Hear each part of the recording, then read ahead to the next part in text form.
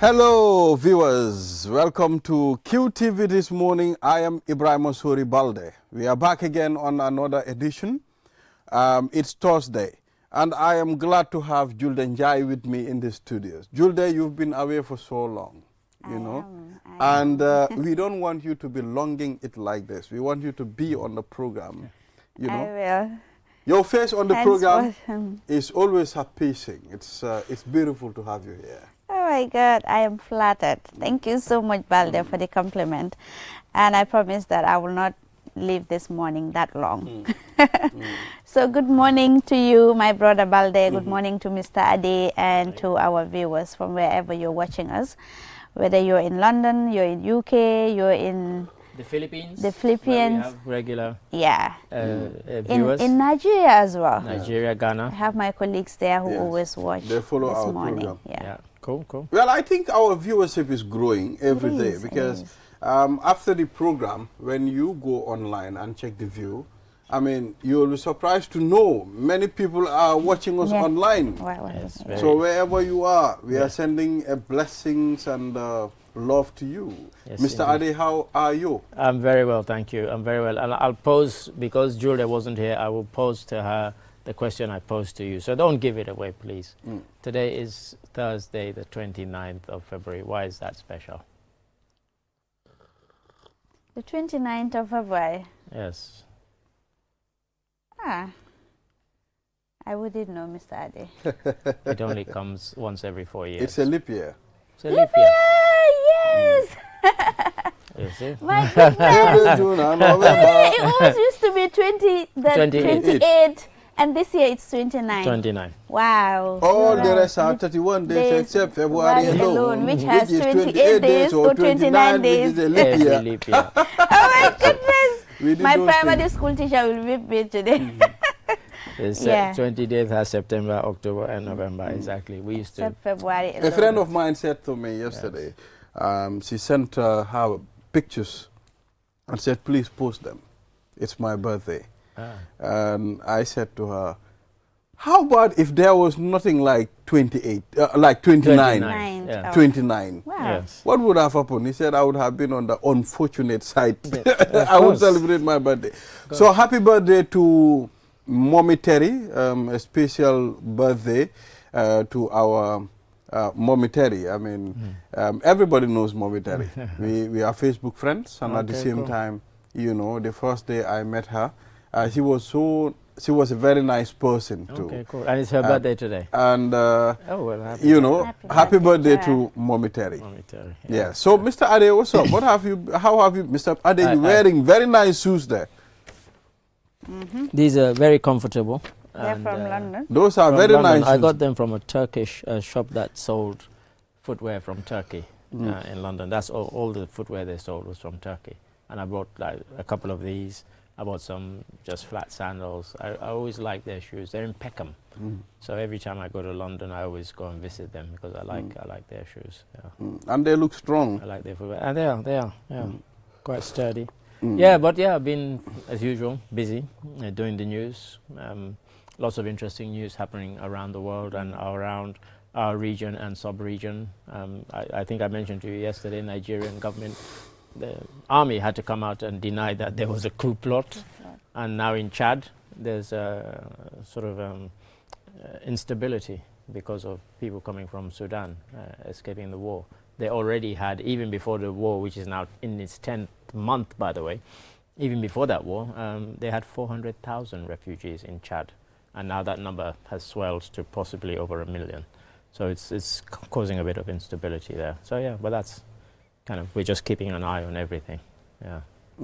So yeah, the news never sleeps, as they say. Yeah. Exactly. Well, I think Control Room and people like Aliu Jallo and the crew, they can join us on the program already because they are part of the program. They've always been part of the program, and I'm sure they put suggestions in your ear when they're there. You know, stop drinking cold coffee and stuff like that. Well, you know what happened to me this morning, Julde? Yes, what happened? I was in a rush. That's why it's good to come and do your things on time. I did the running order, and I was rushing to at least pour myself some coffee. So after putting the Lido coffee, 2 sachets, I mean, can you imagine 2 sachets to make it strong? I went to the dispenser. On the whole, Tafa Kinte just filled the dispenser with cold water. I He saw was, you. he was about to boil the I water. didn't bother to tell you. I have to. But for me, was I a bit didn't know. naughty I of saw me. Tafa, dispensing some water. So I took my mug with the coffee. Then later I realized, oh, this is cold water. So I'm taking coffee with cold water Cold now. water this You're having morning. And I must iced say, coffee it's when you Mr. didn't even Ade's intend. fault. Yes, exactly. I saw him. But Mr. Ade, you should have said something. He's your opposition now, That's, Balde. you know, You no, should have I- known that by now. I thought, he should have checked. But you can. How can you check? Because there's a sensor which tells you if it's hot, cold, or warm. So I don't know. I didn't he check. didn't check. And that like be he a said, he lesson was to you. rushing. I was rushing, It's the Mr. best Ade. way to learn a lesson. And I saw Tafa Kinte laughing at me at the end of the time. Well, that is what I'm going to take my cold coffee. So Julie, how have you been? I've been great, alhamdulillah. Well, by the way, you're looking nice. I mean, I like the patterns on your dress. I The mean, gold you and so the much. it's beautiful. I don't know which country today I'm representing. Egypt. Or which Egypt. It could be Egypt. It looks like It Egypt. could be. You could pass for an Egyptian. Yes. Yeah. Egypt. So From my the Egyptian people. southern part of Egypt, which is close to Sudan, you could pass for one of those people. So my Egyptian people, you have a rep in the Gambia. Indeed. So I've been great, Balde. I was just under the weather yesterday a bit. I had headache and all of that, but I'm much better now. I'm better, yeah. I'm fine, yeah. Yeah, that's it. That's how man is. Man is like a machine. Yeah. At some point when you keep working, there will be a time you will break down. I mean, of course, you have to get something to repair you again so that you can move. Yes, The that's idea right. of machine is from man, Well, yes, machines don't make themselves. Men make machines. Supposedly to make our work easier Yeah. and lighten our load. Remember the days when, 100 people will be tilling the land. Now you can get one machine that can you can just sit in your house, program it, and it can till the land, it can water it, everything. Yeah. So yes, of course, machines are there hopefully to serve us, and there are all sorts of machines that we use on a day-to-day basis that we don't even think about it. We just use them, because they're there. You were talking about the urn, the dispenser for the hot water. Everybody can go. You push a button, water. And it comes. Hot water comes, So lots and lots of machines in our lives. How did we even manage without them? And of course, the phones. That's a kind of machine, Gosh, some people can't live without their phones. I will name no names, but hey. Francisco always used to People tell me, will- can't you go like a day without your phone? I said, no, I would die. Yeah, people freak I out when I can't. come to work, only twice since I've been at QTV. I've come to work and left my phone at home, and people are like, why don't you go home and retrieve it? I'm like, are you serious? Mr. Ade, let us be frank here. There was a time when nobody had mobile phones, Yes. so don't even let go us there. be frank. Now we are attached to our mobile phone. I know, but we should not be. If you are not used to something, you will not miss that thing. Exactly. Absolutely. I know. We are, Fulas will say, ko sutti, achini, addi hare, I mean, and that, I don't know how to say it. Korka is laughing. Korka because is Korka trying to rectify he's going the- to tell you, what. So the Fula said, you made me get used to something, and You you want to- stopped it. Yes. That's why we are fighting, obviously.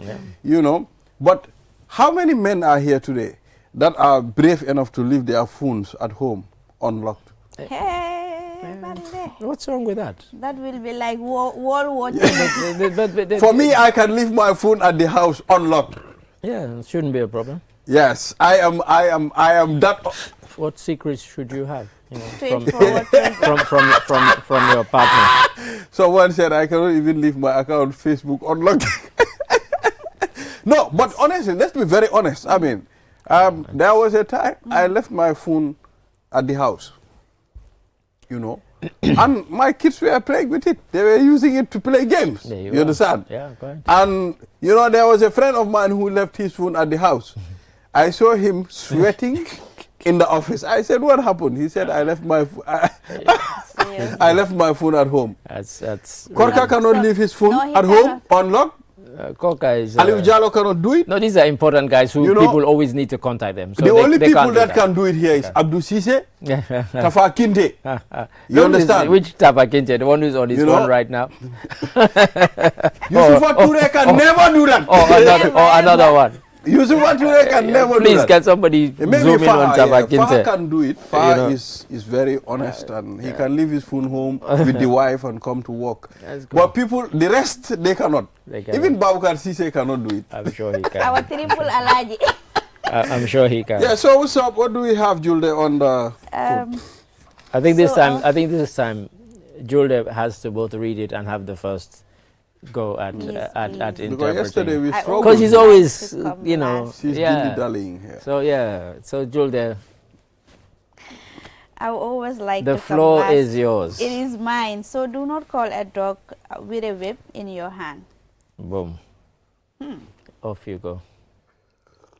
With a whip in your hand. Julde, the viewers are waiting for your words of wisdom on this Bull or proverb. haj bu nekkee yar bung sa loxo. Yeah. That's Wolof de. Yeah, so but it's for me it's an easy one, but go. It's a straightforward one. But take it out of, I mean, with all of these, we always say take it out of the literal sense, because they're always trying to tell you something more than what it just says, you know. So it's not just about the whip and a dog. It's more than that. But you know, okay, so I will take it in this context. For instance, you cannot really discipline your child by using force. It's important always to discipline your child. Take it easy. Don't always use the whip or the cane to discipline your child at some point.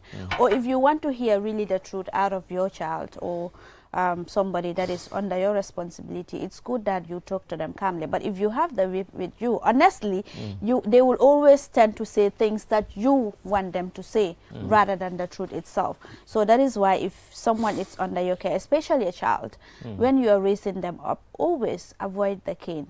You know, avoid the whip. That's an interesting take on it. What's your take?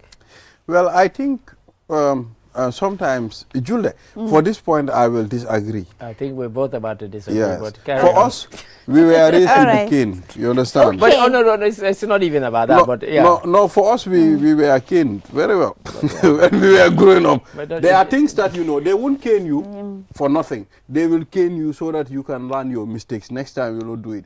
You know, the cane generation and the uncane generation, we are totally different. Yes, and we I can am see part how of the uncane we can see how the generation. uncane generation is growing.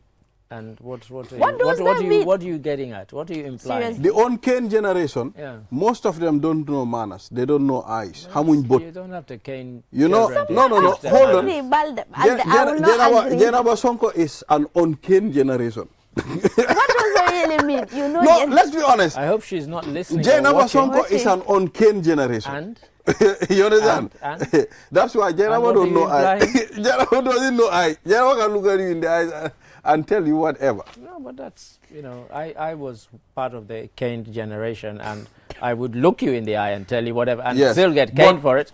but you didn't stop me. But with respect.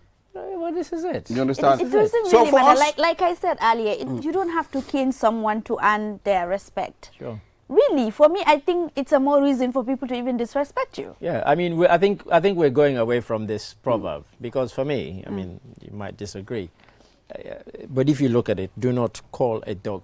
Essentially, what it's saying is that don't let somebody see what your intentions are. Because if you call a dog and you have the whip, the dog can see that you want to hit it. So if you are dealing with somebody, disguise your intentions, because you might have, you know, I might want to do you harm. I don't have to snarl, and you don't have to see the gun or the knife or the whatever. You know, and for me that's, you know, so do not call a dog with a whip in your hand. Don't let people see or know what your thoughts are and what you plan to do. If there's a particular action, good or bad, just keep it to yourself. Disguise what your true intentions are in a particular situation. Yes. So for me, that's how I see it. So, I mean, Can be dangerous. I still want us to compare our generations. We can look. Julie. Every generation thinks So theirs you was okay? Fine. better Let's. than the Let, one I'm not that comes after saying them. you have to cane someone. You know, to cane the person it's- to an extent whereby you have to break bones. It's illegal, You by understand? the way. But for us, we realized that, okay, the cane that they were caning us when we were kids, you understand, is to put us on the right path. No. We were very stubborn kids. No. Imagine, when I was a little child, I climbed on a papaya tree. Can you imagine? It's what little children do. A papaya tree, It's what little Mr. children Ade, can do. you imagine, in my right senses, do you think I will climb papaya tree right now? And No, it's no, a very you're an long adult. one. You're an adult now. I was seeing the papaya fruit on top. I climbed and somersaulted. Look, I broke my Can arm. you imagine? But it's I what almost children killed do. myself, Yeah, and I that's landed what they do. and I landed on a fence. You I think almost your killed myself. father or your uncle or your grandfather never did that? So I Everybody went does home. it. I went home, and I realized this was wrong. It's no biggie. I Let me learned tell the you, hard way. the reason I disagree with the whole caning thing is that I grew up going to school in Sierra Leone in the 60s and 70s, and there were teachers who, they just enjoyed caning children. It wasn't anything about discipline, manners, or whatever. They were just sadists who liked inflicting pain on people for the merest thing. It had nothing to do with manners. And I had no respect for them, because I knew if you're punishing me when I haven't done anything, why would I respect you? So, you know, when I hear all this stuff, no. Mr. It's just Ade, some people just like beating people. I think you were just using the advantage your dad was a minister. No, my dad wasn't always a minister. What advantage? They You still were cane me. against your Really, teachers because seriously, your for dad was a me- minister. No, they Your cane me. mom was holding a very important position. But man, My mother was a nurse. for us they will cane My you. father was a lawyer They before he will became a cane you. minister. So it You had go nothing to do you with go that. to the house and you talk, they cane you from the house. That's- They cane you out. They look, cane you from the school, you go home, you talk, they cane you out. It's You go to happened. the It school. happened. It happened. Yeah, it I mean, even happened, in my school, I mean, I saw it with children who, when their parents had found out that they'd been caned at school, like, why did they cane you? Oh, I did so. Then they would beat them again. They'll cane you again. Yeah, it But, happened. So But Judah, trust have me, you ever like- been caned? At school? Yes. No. Uncaned generation. you see? I don't Yeah. think I've ever Uncaned been generation. caned at school. When was your graduation? I would not mention. I that would because give the away last your time age. I I graduated leave, people were 20 like, are you years kidding ago. me? Can you imagine? 20 I years can ago? imagine. Wow, you don't look it. You don't. Yeah, you look too young. To Yeah, have I was the graduated youngest 20 in years. my class. Wow. Okay. 20 years I know ago. my Where was classmates I? are like, They're laughing now. my Like, classmates yeah, are right. like, Balde, what are you talking Oh, about? exactly. It's not So true. really, It's not up to 20 years. Yeah, right, different generations, Hmm. and it comes with their different things. Yeah. Before, you know, they have this belief that you have to cane someone in order to discipline the person. Now you don't. The Before you go to school with lots of books. The Now, British even have really? a saying for it from the old days: if you spare the cane, if you spare the rod, you spoil the child. In other words, you have to beat them to teach them manners. It's just wickedness. It's to be wicked. I honest. mean, the British would say that because that is what they used with our great around grandfathers, the world. slavery. That's how they You were know, able they to conquer half tortured of the them, world. beat them, and Yeah. all of that. But really, Yeah. I think in order to discipline someone or to instill manners on anybody, just talk to them. Tell them that, you know what, this is wrong, and give them reason as to why you think it is wrong. Yeah. Oftentimes, our parents will just come and say, don't do this, this is wrong. And if you ask them why, they will not be able to tell you why it is wrong. I mean, I have friends who they are also of that generation who they don't. Not only do they not cane their children, but they don't discipline them or they don't tell them when they're wrong. And so they come to my house and they're being a brat, and I tell them off. And I said, if you do that again, you're never coming to my house. And their parents are like, oh, why don't you know? It's like, yeah, teach them manners. Absolutely. You know, they can't go around breaking things, being Well, rude to people, Mr. Ade, slapping adults. Adults. I'm Please. against caning. You I'm do that? against doing certain things. Aye. You know, but kids of this generation now, they're aggressive. The babies of this generation, they are very aggressive. You should You stop understand? them watching Okay, look at aggressive my movies. kids. Yeah. This is the third time I'm buying a TV remote in my house. Can you imagine? They just want to explore. They break the first remote. They want to see. I bought another one. That one too broken. Last week, I bought another one from this place, opposite Samsung. Okay. I bought another. I took it home and I said to them, "This is a remote." I gave it to them today, I came home and I saw They break want it. to They're trying to explore. see how does it work. Absolutely. And he just he mentioned the other day Kids that of this generation. his kids are smarter than him when he was their age. So obviously, because they are more experimental, And they the worst thing explore is- things. He didn't Obviously, tell us they how would- many times he broke his father's transistor radio because he wanted to get in there and see the No. people who were talking. Talking. You know, you The didn't only tell us that. mistake I made one day, You know. and I will never forget that, they Uh-huh. gave me the beating of my life. Uh-huh.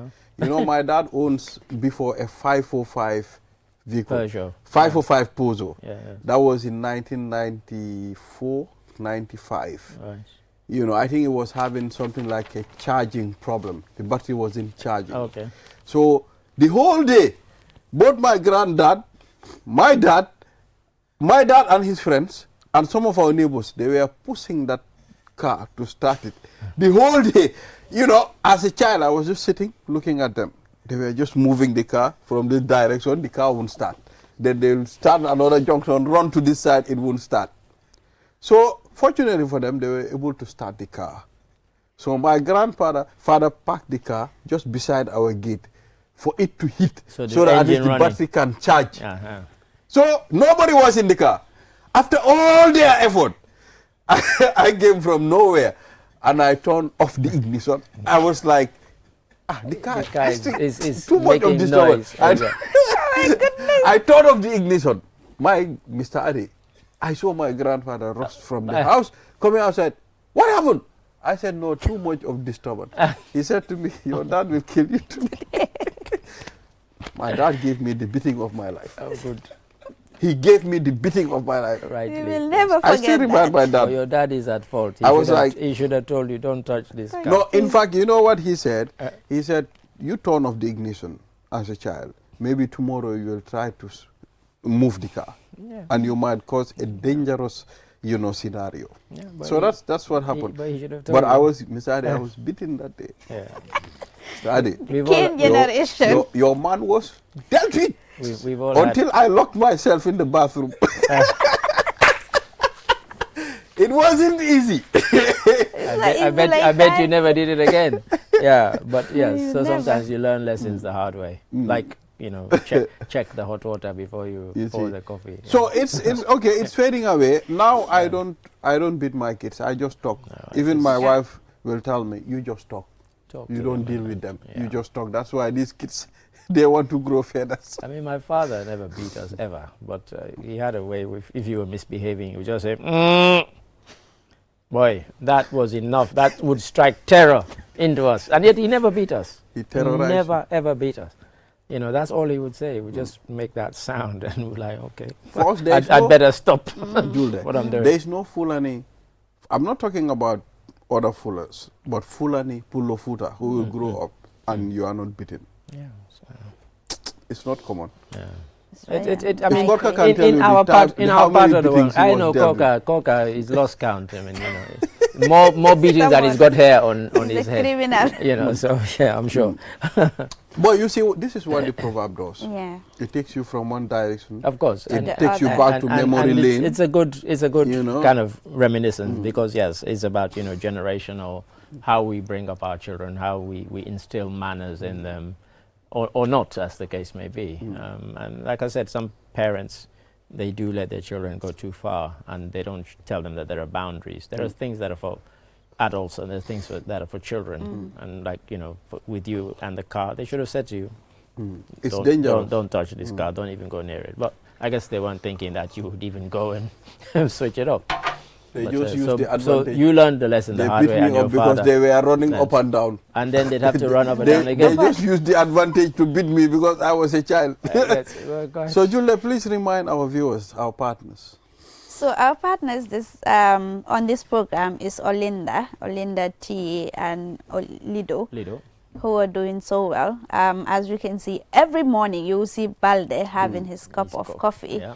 And Mr. Ade as well. But this morning, for some reason, Mr. Ade is... Well, I knew that the urn had not boiled. So that's why I don't have my coffee But somebody didn't You got check. me there. Okay. Somebody So didn't yeah, check. Lido coffee. We have the milk as well. Is there? Yes. Is very tasty. I'm not a coffee person, but I like the tea. The tea. Oh, The yeah. Olinda tea is really nice.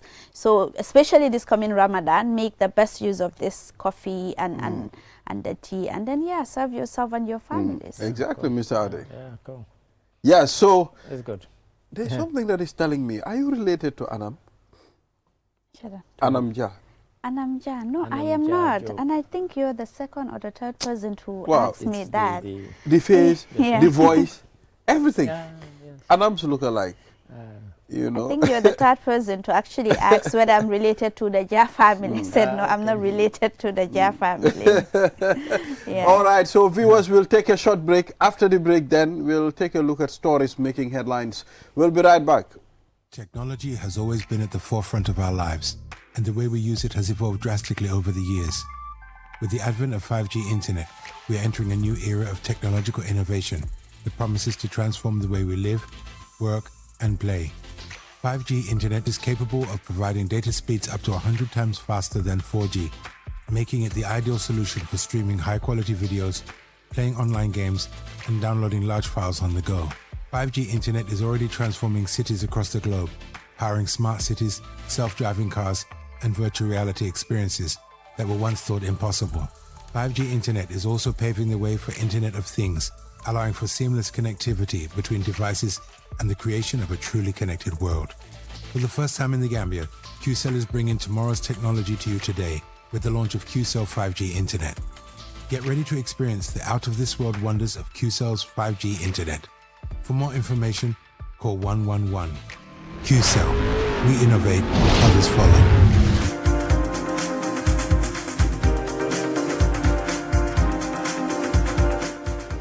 You are watching QTV this morning. I am Ibrahim Osuri Balde. Now we will be taking a look at some of the stories making headlines. We don't even have to go very far. Let's talk about the Kush, the Ginabas. The drug that is causing havoc. The drug that is really causing a lot of pains to our mothers.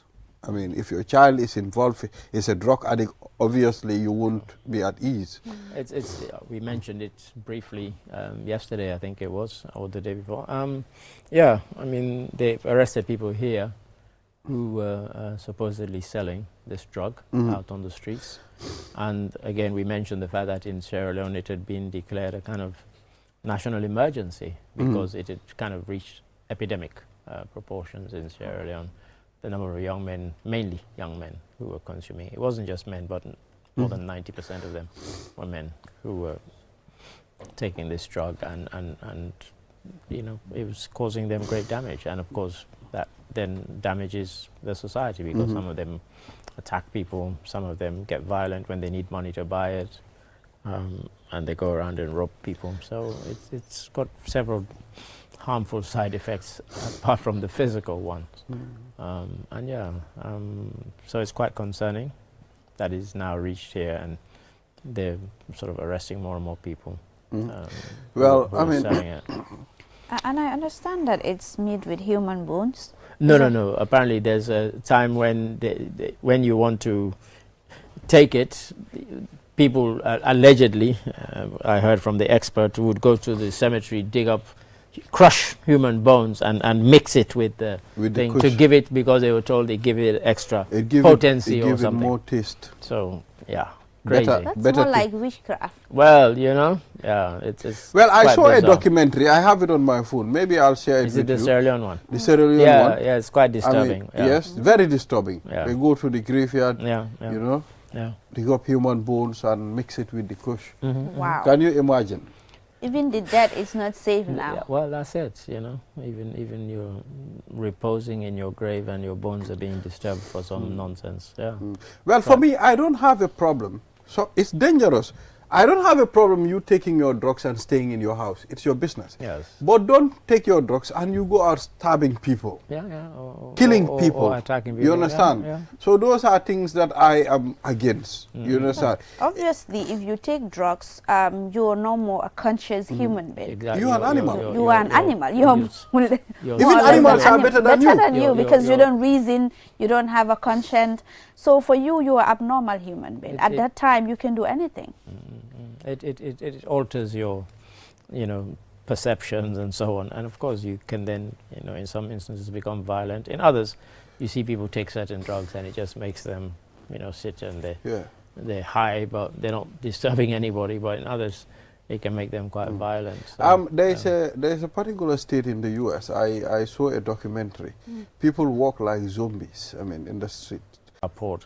They're destined for America, They're for America. It's like someone is experimenting that already. Yes, maybe he's already taken some, but we won't name him in case people see him in the street and ask him. But drugs can be quite harmful, both to the individual and to society. And I think they're a menace, but for some people there's a lot of money in it, and that's why it's around, and that's why it changes, it evolves. If they can't sell this, they'll sell that, so how do you clamp down on it, when in some countries you come and arrest me, you're a policeman and you're earning $1,000 a month, and I say it's $100,000, pretend you didn't find me, the guy's never seen $100,000, so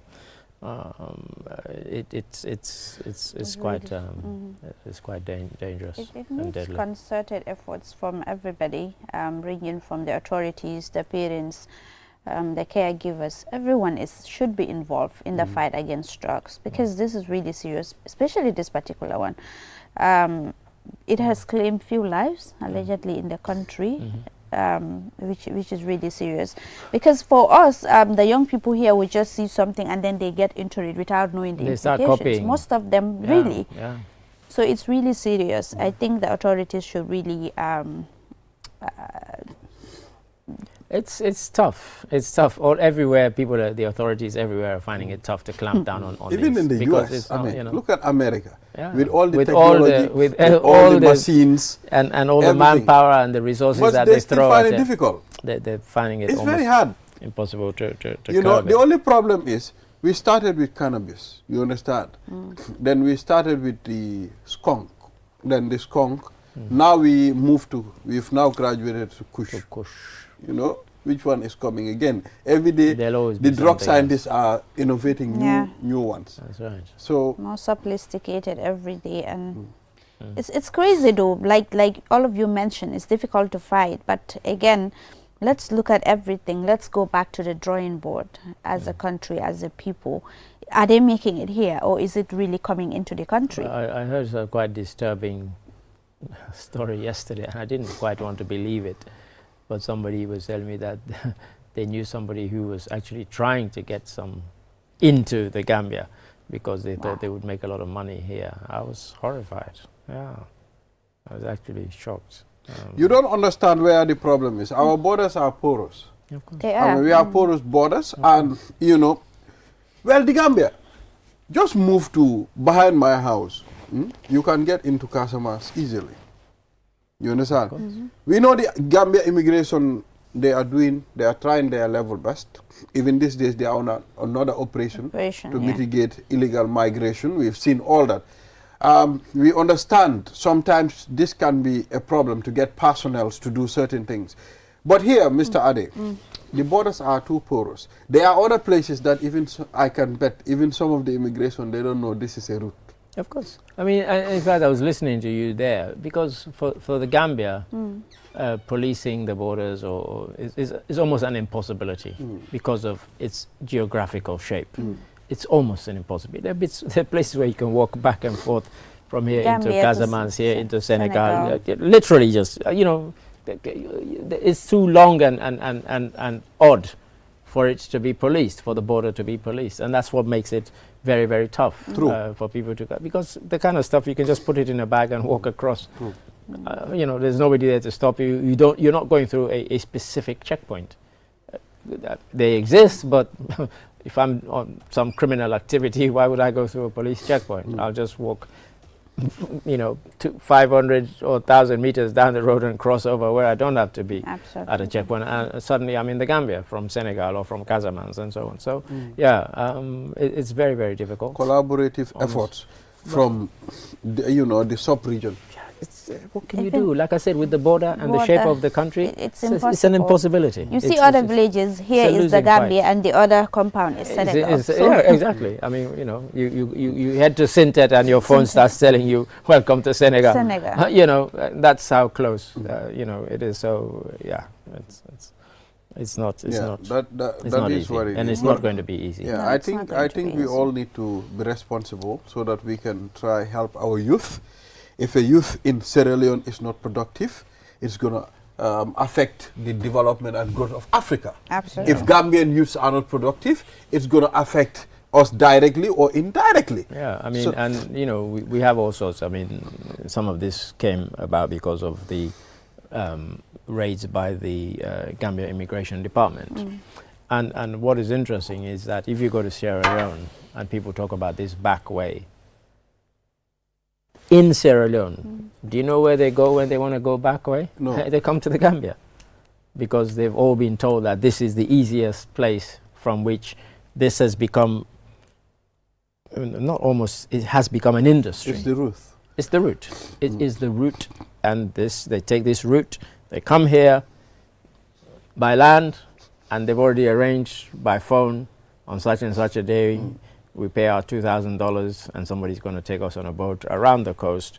And it is now, so you have people coming from Sierra Leone and you go to Sierra Leone, you'll hear people talk about this quite openly. Oh yeah, I'm going to go to Gambia because, I've been told that that's... Well, we've also seen Sierra Leoneans coming into the country and, being very productive, working very hard.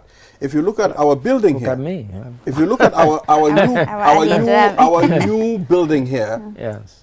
you can find Sierra Leonean boys working very hard, earning their living. When they were starting the early foundations of that building that you're talking about, I went down one day and I heard them all talking Creole.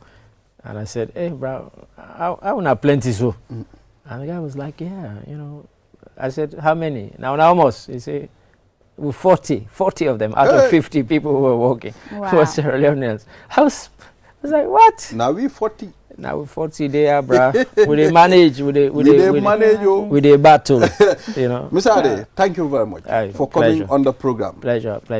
Until next week, I guess. Yes, until next week. It's Thursday today. Because this morning, this is the weekend. The weekend Can starts. we do this tomorrow?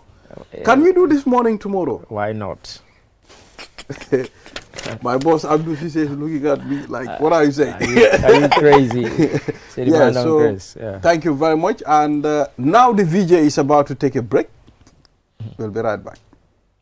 Never before in the Gambia, QCell is giving you an unbeatable offer. Activate our 5G network on your 5G enabled phone and enjoy free internet for 7 days. Yes, you heard that right. Activate QCell's 5G on your phone and experience what true 5G internet feels like. Get your QCell SIM cards activated today at the following care centers: Banjul, Senegambia, Brikama, Bulsobi Turntable, Bakau Airport, and Kairaba Avenue headquarters. Rush now and be part of the future with QCell's 5G. Free internet for 7 days only with QCell. For more information, call QCell Customer Care on 111. QCell Sunyubus. We innovate. Orders follow. Terms and conditions apply. The future is now with QCell's 5G network. Experience speeds like never before with our new 5G Rocket Fixed Internet plan. Get speeds from 10 Mbps to 100 Mbps. Your 5G-enabled devices. Walk into QCell headquarters to get one of our 5G routers and experience the true feeling of 5G. Only with QCell. QCell brings you the future. Tech, innovation, incredible speed. The future is now. For more information, call our customer care on 111. QCell, Sunyubus. We innovate, others follow. Terms and conditions apply. QCell moy suñu boss. QCell moy suñu boss. QCell mooy suñu boss. Suru. Go, ebe dawa full network suda tili QCell. Ni lafta diamla wati jamala mune diata QCell. Most reliable network jumala keta wati QCell. Wo quality man nyon soda jam ona manke QCell. Hanibe wulo ni farole kono walante be bako na jala fayola network ko se taria QCell suñu boss. Nyo finjeka indi 3G ñu delu taxi 4G plus and now we bring you 5G. 5G. First and only 5G provider. Suñu boss. Itella follow adi doron nesa keno. Suñu boss. Gambia bela nyon tawo fele QCell. Suñu boss. Ko fasun tawo buka busi QCell. Suñu boss. Itella molti milka kukutol nati Gambia QCell meta lori la kilianol yele imanjina amanda wala itella ka quality dila dadi ma itelle silo wala wodol mume be keno ma QCell suñu boss QCell suñu boss QCell suñu boss QCell suñu boss connection be bambandi QCell suñu boss QCell most innovative QCell suñu boss.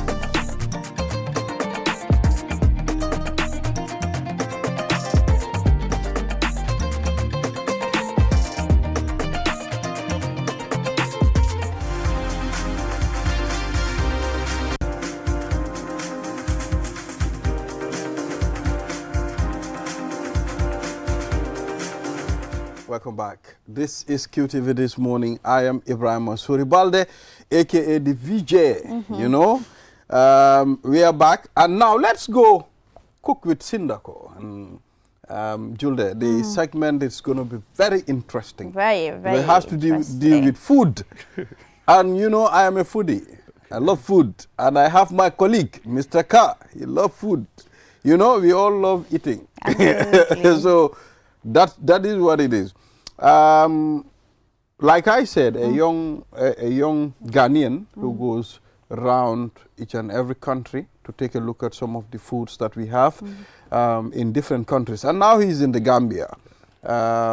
You know, let's... the smiling coast of Africa. Exactly. So you are welcome on the program. Thank you. Please, can you mention your full name to us? Because sometimes I feel it difficult to mention some names. Okay. You know, I have Francis Boyenehe here as my immediate boss, but I cannot still mention Boyenehe. Okay. You understand? I only call him Francis or Jibril. Okay. You know, but he doesn't know I cannot mention Boyenehe. Pronounce it. You know, I cannot pronounce it well. Yeah, so please take us through. So my name is Kofi Ben, and I'm a food content creator, African food content creator. So it's called Cooking with Sindako. Oh. Yeah. So the name Sindako, I was in Italy. So the Sindako means mayo, an Italian word. So that's why I got the name. Mayo. So, yeah, mayo. So cooking with mayo. Cooking with the mayo. Wow. Yeah. Nice. Yeah. Yes, Julde. When did you start this content creation? So basically I started in 2018, but then I'm a full-time videographer as well, wedding videographer. Okay. So because of that, I couldn't mix the two together. But officially I started before the COVID, which is 2020. But then I was cooking myself, showing the boys in Europe how to cook, because you have guys at my age group that doesn't know how to cook. So that was the initial idea of the whole thing. Are you a chef? I know how to cook. Like, I know how to cook. But you're not a chef. Yeah. It's one thing to be a chef, and another thing know how to cook. Exactly, because chef, you need to go through a process of like studying and having that kind of certificate that will qualify you. And knowing how to cook is also a different thing. So, yeah. Where did you get the inspiration from? Okay, I'm a foodie. I've loved food since growing up, and I stayed with my grandmother also. You know, as an African child, when you live with your grandmom, it like can't go wrong, because if you don't stay home, you not eat. Yeah. Or even if there's certain food, if you don't stay home to prepare or to give helping hand to prepare, you not get the full how it's supposed to be. So always at the kitchen, I believe that's where the inspiration came from, or the desire to cook. But that's too much onions. Is that yassa? That's yassa. Oh, is that the Gambia? That's yassa. So I did this in Senegal. Okay. Okay. So the Gambian one I've not edited yet. So this is okay. That's so this palm soup. I know in Ghana. Yeah. Palm tenkulo. Yeah. Yeah. So yassa. So but the yassa that I did in Gambia and Senegal, the preparation is different. Yeah. Well, you know, I'll tell you something, and you have to understand it today. I'm saying it on a worldwide television network. Yeah. the Gambia can cook better than Senegal. I mean, you know, one thing is that when I posted this Senegal versions, there are lots of comments from you guys. Come to Gambia. Come to Gambia. Senegals don't know how to cook. Come try our food. You understand? Yeah. So Senegal, they have benachin. Yeah. For us, we have the best benachin. You Okay. understand? They have, is it benachin in Pendambay? Tebujen. You know, Chepujen, you Chepujen, understand? yeah, So it's totally different. Yeah. So tell us your experience in those countries, in Senegal.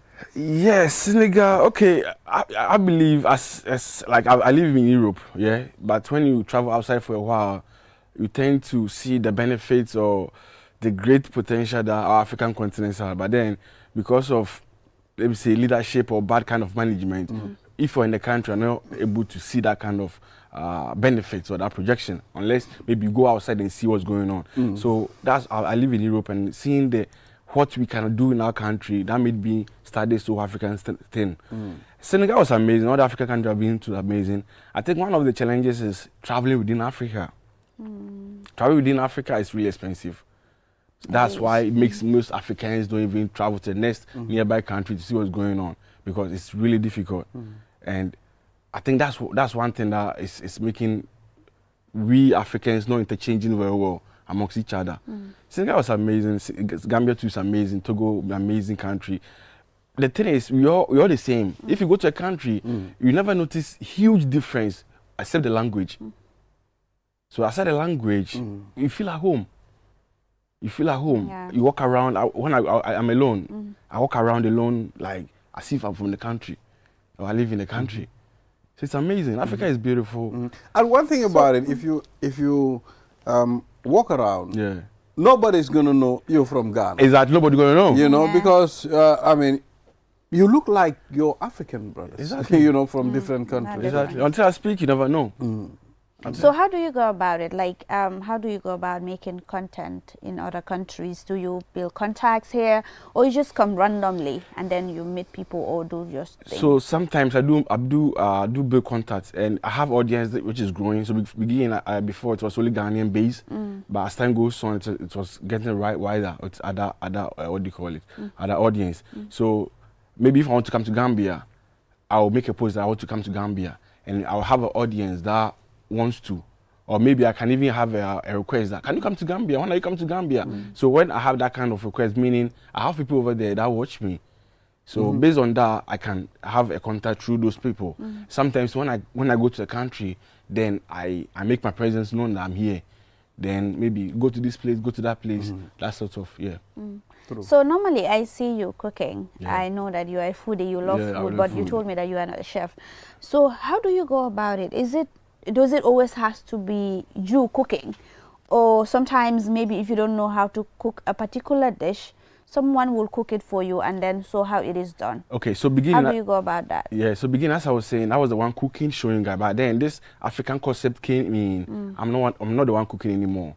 Right, I go to the people that are the indigenous, traditional, local people for them to show me the real Gambian food, how it's done. The olden days, our forefathers, the kind of food that they were eating before all this modification and everything came in. So now I go to the people, then they cook, then I do the video to show other African countries that look, we have the same ingredients over here in this country. We have this, like, example like domoda, peanut soup, butter soup. We have same in Ghana, but the process is different. By the end of the day, it's peanut soup that you're eating. Absolutely. So showing you Ghanaians or showing other African Ghanaian countries that Gambians do their peanut butter this way with a different step of process, adding those cabbage and cassava and everything to it gives a different kind of aroma, different kind of unique texture and everything. But whereas we don't do it, but then at the end of the day, it's the same kind of, what do you call it, peanut soup. So someone might say, okay, let me try also added cassava or okra or those things into see how the Gambian food will taste. And I believe people have tried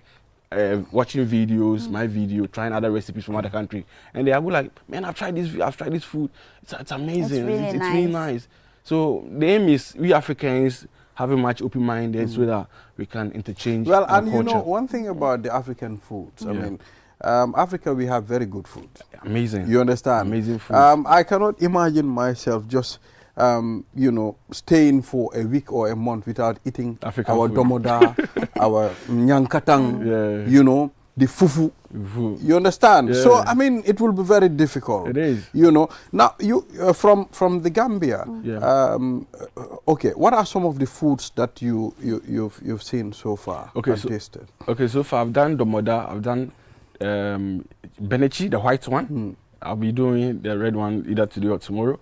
And I've done plazas. Plazas. I've Yeah. done Yeah. ebe.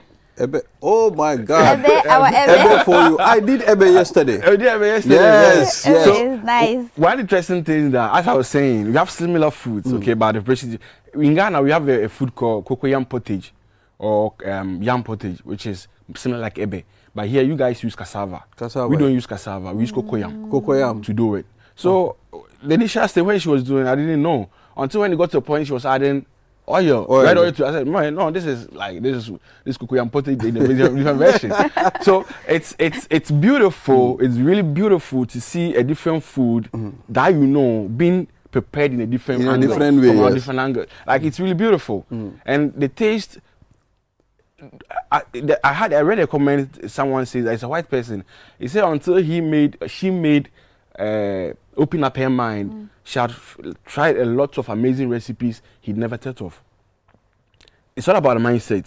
Absolutely. It's all about the mindset. Okay. Have you ever gone to a country whereby, I mean, there is a particular food that you don't want to eat?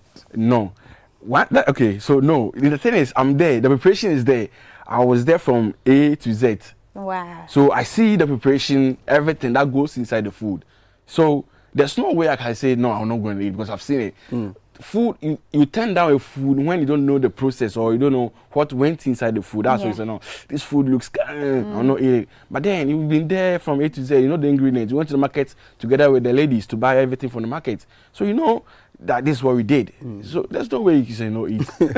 Which food do you like the most in the Gambia? In the Gambia, super kanja. Super kanja. Super kanja. We super love our kanja. super Kanja. kanja. Super kanja. Yeah. Super that's kanja. That's a nice one. And ebe is the third one because maybe because of the sourness.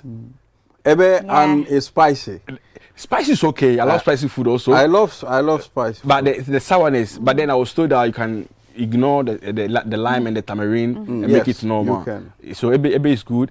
Benachi, yesterday I tried benachi, the white one. It was perfect. Yeah. So super kanja, benachi, ebe, then plazas. Plazas. And then Chuyapa. Chukong da You know, siapa? we have Chuyapa. different chews. We have the chuyapa, Yeah. we have the chujen, Okay. and we Chukong. have chukong. You know Chukong. kong? No. Chukon. It's the no? catfish. Cow feet. Okay, The cow feet. catfish. The catfish. Okay. Yeah, we also have chu bullet. Hey, which one is that? That one is it's the one mixed with fish ball. Fishbowl. Okay. Yes, I mean. Chua It's really soup, nice, okay. actually. Yes. So we have different foods here. You know, Gambia, it's a country that, you know, we have very good cooks. They cook very well. Yeah. Our women cook very well. Yeah. Most of the Women. cooks here are women. Okay. You know, maybe 10% of men can cook cook, in the Gambia.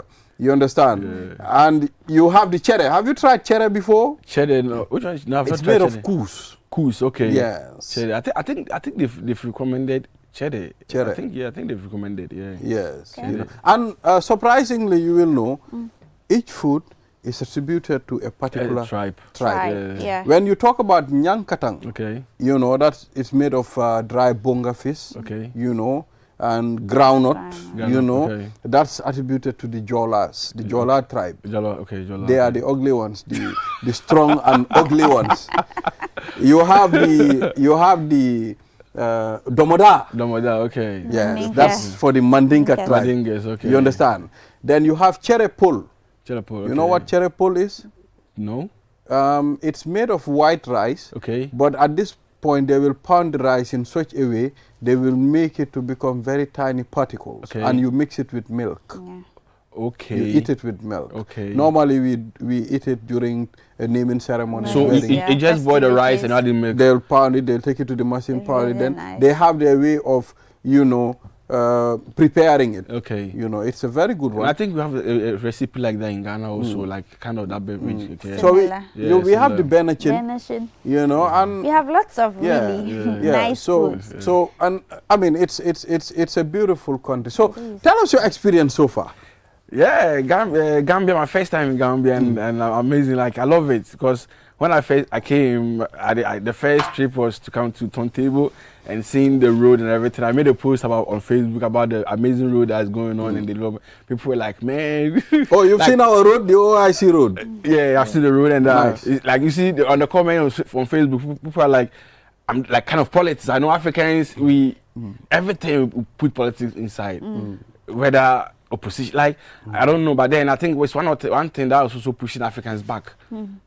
Okay, because of Tend to politics. politicize Politics, yes. everything. Yeah, it's really pushing African back. But then I'm loving it. I'm loving it. People are amazing. I walk alone. I take gele gele, which is trotro. Yes. In Ghana, we have the same thing in Oh, Ghana. you have it there? The same thing, the same colors, the same thing in Ghana. Trotro, we call it the same thing, the Yeah. same thing. So like you'll be shocked. The lifestyle over here. I see more of Ghana in Gambia. I don't know if anyone have gone to Ghana before can also testify because the lifestyle is the same. The same. How many African countries have you visited?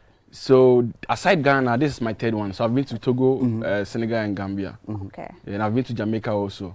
Jamaica. Yeah, because I also went there because I also had the audience over there that were saying that they have similar food that was posting. So I was curious to go and find out the kind of food we have over there. And yeah. So are you only on YouTube or you're on TikTok and? Yeah, I'm on TikTok, I'm on YouTube, I'm on Facebook, and on Instagram also.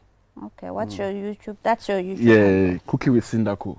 Cooking The with same with Sindako. TikTok The as same, well. yeah. Okay. Instagram is Cooking with Sindako. We are recipes. following. We are going to follow that Yeah. so that Sure. time to time you update us of as to what's happening in other I countries. Sure, can't sure. wait to see the Gambian experience and everything. Yeah, it's amazing. It's really, I'm really enjoying it. But it's unfortunate that this stuff, it's to create this kind of evergreen content is expensive. Like it's is investments. expensive, yeah. Okay, until you have a sponsorship, you have to do everything by yourself if you know what you want to do and like the purpose behind what you are doing. So I'm alone at the moment because, as I said, I'm not sponsoring myself. But it's amazing. It's a beautiful experience going around, being alone, seeing people. Interesting message here. Someone Okay. said, "My regards to this gentleman. I'm a fan of him, Okay. and reach out to him when I saw him in Gambia. Okay. Please ask him how are the kids doing.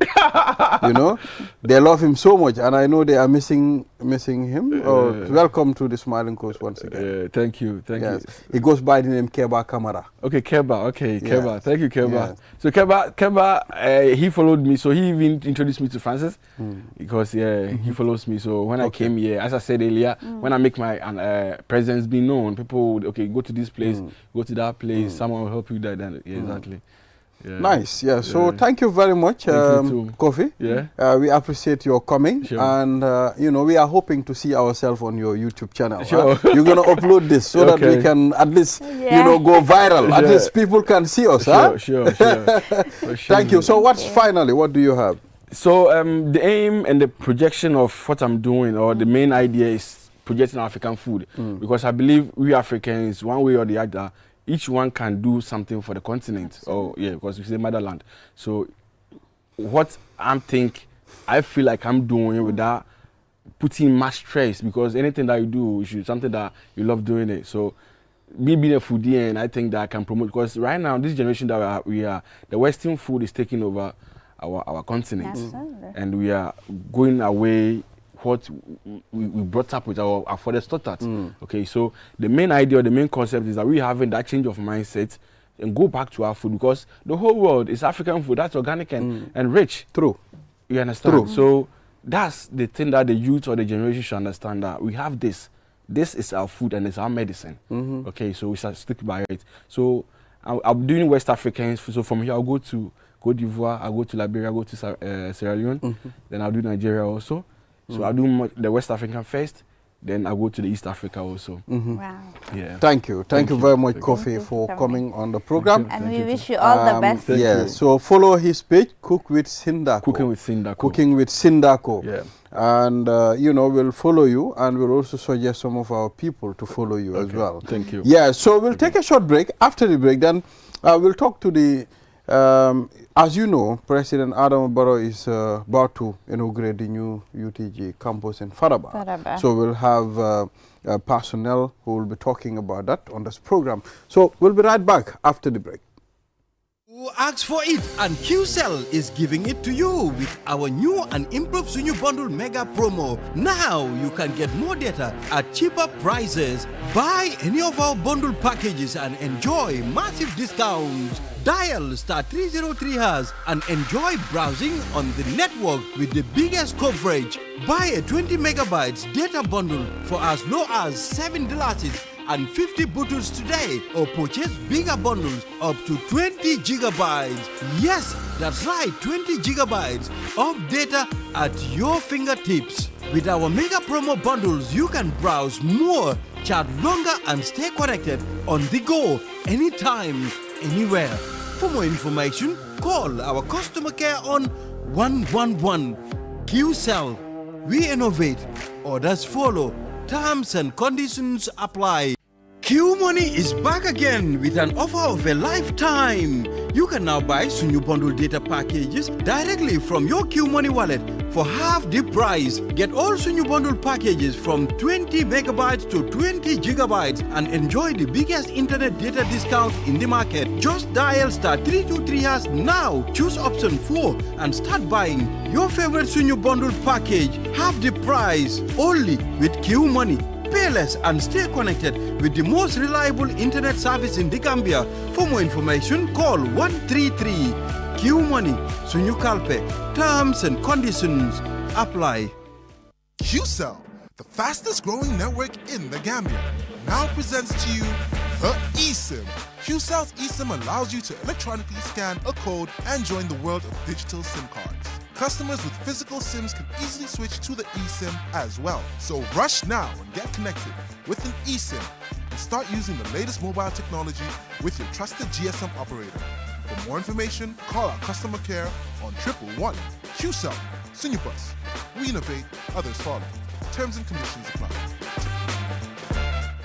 Never before in the Gambia, QCell is giving you an unbeatable offer. Activate our 5G network on your 5G enabled phone and enjoy free internet for 7 days. Yes, you heard that right. Activate QCell's 5G on your phone and experience what true 5G internet feels like. Get your QCell SIM cards activated today at the following care centers: Banjul, Senegambia, Brikama, Bursubi Turntable, Bakau Airport, and Kairaba Avenue headquarters. Rush now and be part of the future with QCell's 5G. Free internet for 7 days only with QCell. For more information, call QCell Customer Care on 111. QCell Sunubus. We innovate. Orders follow. Terms and conditions apply. Looking for the perfect place to promote your product or place your advert? Look no further than QTV. We are the premier destination for businesses looking to connect with Gambian audiences and beyond. At QTV, we offer a variety of advertising solutions to suit your needs and budget. With our diverse range of programming, you can be sure that your ad will reach a broad and engaged audience. From our popular news broadcast to our exciting music and entertainment programming, QTV has something for everyone. QTV, the premier destination for advertising in the Gambia. Contact us today and let us help you reach your audience.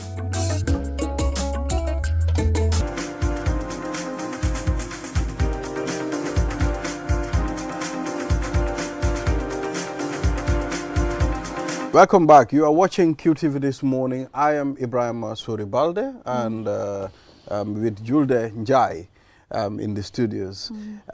Julde, just to remind our viewers, our sponsors, it's Lido and Olinda Tea. They are the partners on this program. And as you know, the Ramadan is fast approaching. It's important, especially first day of Ramadan. Julde, mimi hirlete. July. First day of Ramadan, namade mir. Yeah, first day, mom. You need to get Olinda tea or coffee. If you're a coffee person, you know, keep you energized. Yeah, it's good to break your fast with something hot. I mean, and they are our sponsors. You can find them from any supermarket, mini market, corner shop across the country. Yes, so like I said, Julde, before the break, we will talk to, you know, Samba Sow, Director of Planning and ICT, Ministry of Education, Higher Education. And of course, Lamin Sise, Director of Policy Analysis, Ministry of Higher Education, on the inauguration of the Faraba Banta campus by His Excellency. Lot 2. Yes. Which has been under construction for nearly a decade now. Yes. So on that note, Julde, gentlemen, welcome to the program. Thank you very much, Mr. Balde and Julde, for having us this morning. Thank you. You are lucky you did not meet Jenna Basonko here. Otherwise, he will tell you, why is it not gender bias? Why two men? She is so feminist. Gender bias. Next time you do. Jenna alone. Okay, so you are welcome on the program. Thank you. Mr. Sow, you're welcome. It's a pleasure. Thank you. Yeah. So, talk to us about the inauguration of Lot 2 of the Faraba campus, which has been under construction for close now to a decade now. Talk to us about that. Okay, thank you very much. Like we said, Balde and Julde and the audience. The inauguration, which is scheduled for this Saturday, 2nd of March, it's about the University of the Gambia Faraba Bantan campus, Lot 1. Yes. Yeah. So, as you know, it's in phases. Lot 2 has also started. For which we will use the same opportunity for the President to lay the foundation stone for the construction of the Lot 2. Now, Lot 1, of course, the campus has a history. It started way back in 2010, but we won't go into that. At least, alhamdulillah, the construction work has all been completed. The classrooms and the laboratories are all fitted with the necessary materials, chairs, laboratory equipment, and the other components as well, the water treatment plant, the electrical substation, the wastewater treatment plant, all are in place.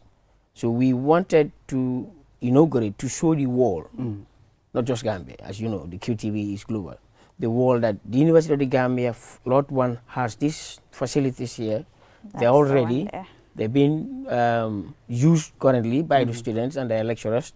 And the donors, importantly, who have been behind the scene providing financial assistance, to also use the opportunity, because they are coming, to see for themselves where the money that has been given to the Gambia government has gone into. So that next time, I mean, it can be a good relation, right? But we need them on board again. So that is it. The President will be there, inshallah, to inaugurate officially. And then the library, I must say that, it's a world-class library. Wow. That you go to the sub-region and you wouldn't find anywhere. And it's not just library stocked with books. It has a virtual library component that has access to millions of journals online. Wow. Yeah. So it will be amazing. I know you'll be there. Yes, those are the classrooms. So exactly, perfect. It's really and each nice. classroom and has, wide there. Yeah, the classrooms. Another component is that the classrooms have these teaching aids, smart boards, whiteboards. That, I mean, we're in a modern world now. You don't need to use the white and the chalkboard anymore. Absolutely. So they have all that. Yeah, sure. All right, at this point, let's engage Mr. Sow. Yes, so please take us through. Yes, like my colleague mentioned, it's an event that is going to be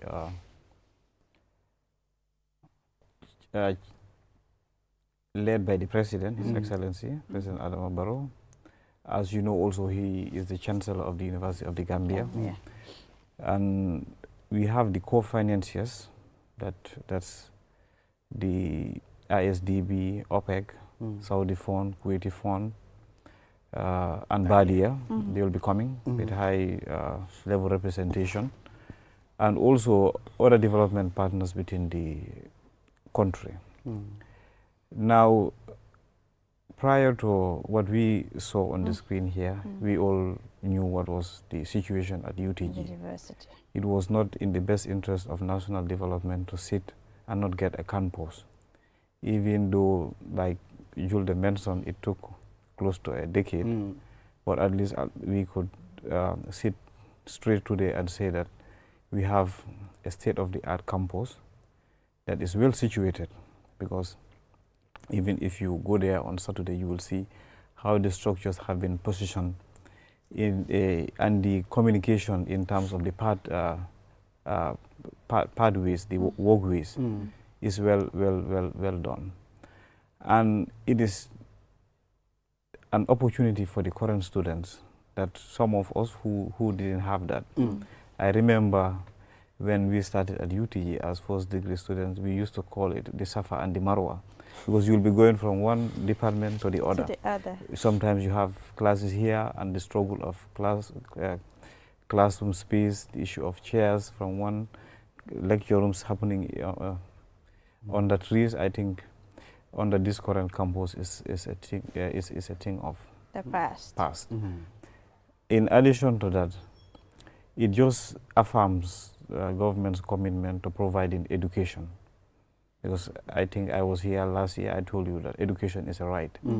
And whatever is a right must be provided in its full form. Absolutely. And that is what the vision of the government is, in line with the YIROA, which is the National Development Plan. And it is also what we are implementing in terms of our own strategic vision at the level of the ministry. So for Lot 1, the campus is ready. And as you know already, the students have been using it. But we want to do the formal launching to ensure that all stakeholders, because the Gambian people are key stakeholders in all of this. The university, you had a lot of, in doing such construction, a lot of actors will be involved. Absolutely. So we want to bring all, and we do, if I will allow to say, to do the naming ceremony. Of this campus. So Mr. Cisse, in terms of the various schools that will be in the campus, what are the schools that will be there? Thank you. Yeah. There are 4 schools under this Lot 1 component. Okay. The schools are the School of Business and Public Administration, which is the largest of the university schools, among the university schools. We have the School of ICT, then the School of Education, and the School of Arts and Sciences. So these are the 4 schools. Aside from that, I mentioned that we have the library, which is also part of the first component. You have the water treatment plant that is supplying the water network system, because they are not on NAVEC, so they have their own water supply system. Okay. And then you have the electrical substation. You have the wastewater treatment plant, which takes care of the wastewater that's generated within the campus. Wow. And then in terms of its disposal. So it is treated before it is disposed. Wow. That is also part of it. Plus, there are dormitories for the staff quarters. Okay. So it's a whole big, but that is, part of it is in Lot 1. The other part is coming in Lot 2. Yeah. And like you mentioned, the walkways, some of the walkways are also within the Lot 1. Okay. And yeah, these are the components within Lot 1. The other components are in Lot 2, and the what we call the conditional package that also going to come later on. We know that the university is state-of-the-art facility, but also we've seen also when it started, most students are complaining about transportation. Exactly. It's really a problem. What are you really doing about that? Yes. Because it's one thing to get state-of-the-art university, but it's another thing for the students to get to the university. And thinking about Faraba, it's a distance from the greater Banjul area. It's about 30 kilometers, I think, from Banjul. But that's a good question. It's a hot cake in town. But I think at least the ministry should be commended for what they did. Not just did we ask them that move to Faraba. We went the extra mile to arrange for transportation services with GTSC, which I think everybody would attest to that they have the capacity to be able to do that. So we had gone through the process to hire GTSC to be responsible of transporting the students to Faraba back and forth on their daily basis. Now, that's costing a huge sums of money, but of course it's happening. Yes, even though it is happening, there are challenges, but like we know, challenges are everywhere.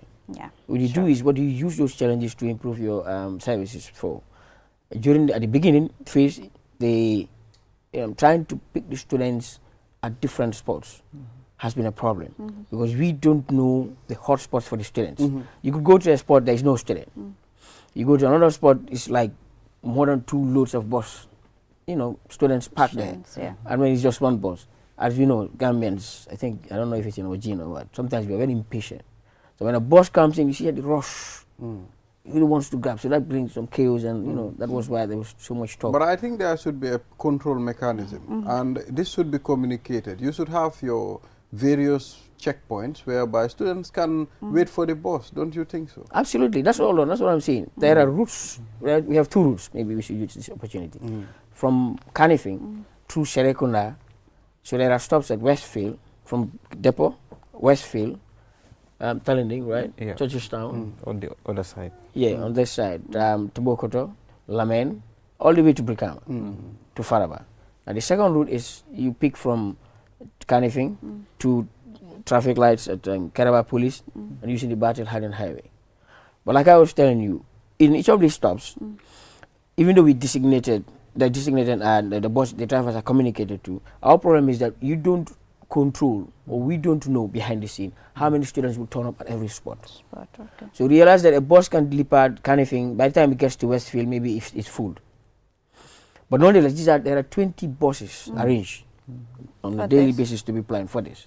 So we were able to improve along the line. So as soon as one is full, it continues. But some of the students during the early days, before we improve on things, will be complaining, oh, bus, it's not standing. Not knowing that, okay, the guys at the depot are aware. Another bus is being deployed to follow suit, so that everybody is picked. At Brikama, 3 buses will leave here straight to Brikama and start their journey from Brikama. Do you also consider the time factor? Because different schools start their classes at different times. I think good. That has been factored. That was addressed. Okay. I think what he mentioned here was almost the first 2 weeks, because when you start a new system, I can remember it was normalized by empirical data. What was done was we collected data in each of these spots, the number of students that are coming there, which was used and supplied to the GTSC, and that was able to inform the procedure in how they will dispatch their buses. I think now that initially even, that's the going part. The return also there were challenges, because when they finish all together, initially we dispatched 15, so that was the reason why there was over 20 buses, because if they close all together around 5 o'clock, it could be a backlash, but that has been addressed. But at the holistic level, because obviously we know the issue of buses is not going to be there forever. So there is this accommodation component that is being worked on to have student dormitories. I'm sure when that is put in place, that issue will reduce down the burden on students commuting from their homes to the university. But just to make sure that, or to reassure the public that the overall master plan of the university is to ensure that, if you go there, you get education in comfort zone, and at the same time you are provided with all the services. Aside the accommodation part, which is the student dormitories, there must be a business component, because universities must have business component. You must have supermarkets. There must be wellness and fitness centers. So all of this is coming in the lot 2 and the conditional package, wherein by the time it is fully completed, it's like you can be there and you will not need anything to come to, let's say, Brikama or go to another further village to come and get it. Everything will be exactly. They will really be eager to go to the exactly. campus. Yes, you will have everything in terms of the lot 2, have you have construction started, or they are yet to start construction of the lot 2? Yeah, it has started actually. Probably the status will be around 30%. Yeah. So lot 2 for now consists of 2 schools, additional schools. There's the School of Agriculture and Environmental Sciences and the School of Law. And then the most, well, they're all important, but the iconic one in lot 2 is the Chancery Building, which is 7 stories. Wow. And that's going to be there welcoming you as you enter the university. I'm waiting to see that. Beautiful. So these are, plus some walkways, more walkways. These are the 3 components under lot 2. And like you said, the conditional package will come in with the Health City, which will consist of 5 schools: School of Medicine, School of Nursing, School of Dentistry, School of Pharmacy, and School of the wellness. The Health City. There's about 5 schools, right? Yeah. Then the social service component, the commercial component, and the student dormitory. Although the student dormitory, we can't wait because of the issues around transportation. So like he said, arrangements have been made for that. Probably next year, they will be in campus. We don't have to worry about transportation anymore. Transportation and all. Yeah. But again, the question is, what happens to the students who are, staying at the at Birkama and Kanifing? What happens to that? Are they going to be upgraded, or it's going to be the status quo? Schools at the Kanifing and Birkama as well. Come again. The ones are the School Birkama of College. Journalism and other schools. Oh, obviously, they will okay. be staying at the Kanifing campus. What happens to those camps? Are they going to be an upgrade in terms of facilities and others? Or it's not part of the project? No, what happened? Of course, like you said, I mean, when the university is ready in its master plan, it's a whole campus where if you're coming from, let's say, outside the Gambia, or you're coming from my village, Kau, and enter a campus, UTG, in its fully completed state, we don't expect you to go out. Whatever you need, you'll find it within that place. Yeah, so all schools will come on board, but it's in phases. So the school of, like I said, even the school of the Health City, that's the school of medicine, where it is part of, it's not coming now. They will stay in Banjul, because we have to work on their plan. The school of what? Law, until it is ready, they will not come in. Likewise, the school of journalism and media thing. So they will all be coming, but in phases. Yes. Okay. But Faraba is the home of the UTG force. Yeah. So finally, Mr. Sow, what do you have to talk about the inauguration on Saturday before we say bye? Yeah, it's to welcome everyone, because UTG is the nation's premium university. It started in 1999, and it have graduated a lot, serving in many key positions in this country and abroad. We've seen a lot of them, even at the level of high-level academic institutions outside. Not even that, in a lot of development partner international organizations. So let's come and be part of this event to erase the history of the burden that was on UTG management, the government, in terms of constricted access issues. That we have a new campus that is going to be inaugurated, and this is going to be delivered. The promise is going to be delivered by the president on Saturday to the Gambian people. It's open to every Gambian. Except the Jolas, of course. Maybe they will come, because I've extended invitation to them, because they are my neighbors, so that I can go back to them. I think the Jolas are closer to Faraba. So thank you very much. Everyone is invited. Yeah. Thank you, gentlemen, for coming on the program, and we hope it will be a successful inauguration. I've seen the hunger to have a better campus. I believe if all these projects are completed, I mean, there is no need to complain and no need to hustle anymore. So I wish you all the best of luck. I know it's not easy. Sometimes when you are doing other things, everybody will talk. The way we talk in this country, it's crazy, but just keep doing the job. Yeah, so thank you. Julde? Yeah. This is all we have.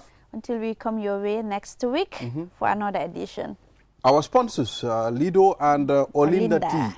Well, the Ramadan is coming. Make sure you get ready, to buy these products as well. They are very good, and they will really add some touch to your Ramadan. Until we come here again, have a wonderful day. Bye-bye.